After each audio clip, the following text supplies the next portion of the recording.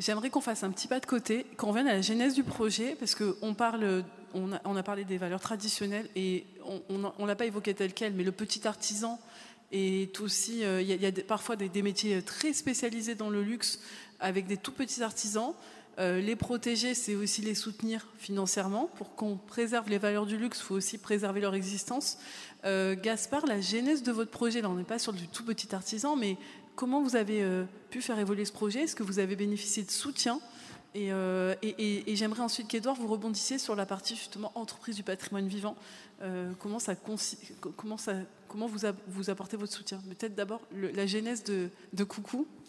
Oui, alors je pense qu'ensuite on pourra peut-être faire une transition parce que ça va dans la même dynamique sur la dynamique RSE, mais intrinsèque fondamentale et pas la RSE un peu bullshit qu'on entend en permanence, mais la vraie RSE et comment les entreprises du luxe peuvent et doivent s'engager dans la création et la structuration de filières qui permettent vraiment d'avoir un impact profond sur toute la chaîne de valeur et tout l'écosystème. Alors encore une fois, nous, on est tout petit, mais effectivement, on est parti d'un principe, c'est que je connaissais tous les gens qui y avait autour de chez nous, et donc que des gens de qualité, parce qu'on a un pays avec des artisans qui sont d'une qualité exceptionnelle, à tous les niveaux, que ce soit dans la fabrication, que ce soit dans la production de produits à déguster, que ce soit dans la rénovation du patrimoine. On a des entreprises qui sont exceptionnelles. Moi, ça fait 3 ans que je fais des travaux au domaine de Bournel. Les entreprises viennent toutes de moins de 10 km. Maçons, charpentiers, menuisiers, peintres, ils sont exceptionnels. Et c'est des toutes petites boîtes. Hein. Alors souvent, ils ont arrêté de faire des l'ébénisterie parce qu'il n'y avait plus de débouchés et puis ils font du placo, mais ça n'empêche qu'ils ont quand même ces compétences.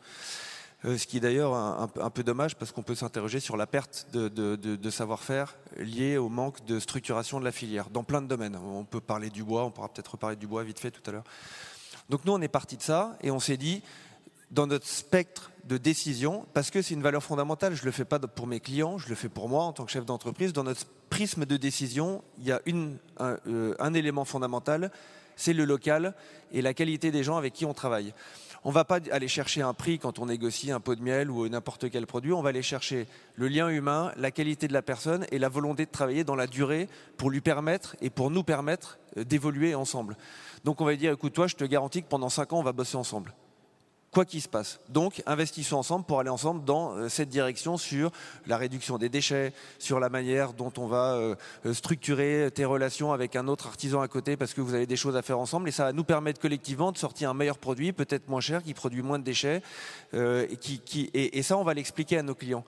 Et c'est ce qu'on disait tout à l'heure sur l'authenticité, la sincérité. Encore une fois, cette dynamique de progrès permanent, je pense qu'elle est fondamentale, dans le luxe comme dans toute entreprise, mais dans le luxe particulièrement parce que le luxe a quand même une portance et est intégré dans une chaîne de valeur qui est très très large.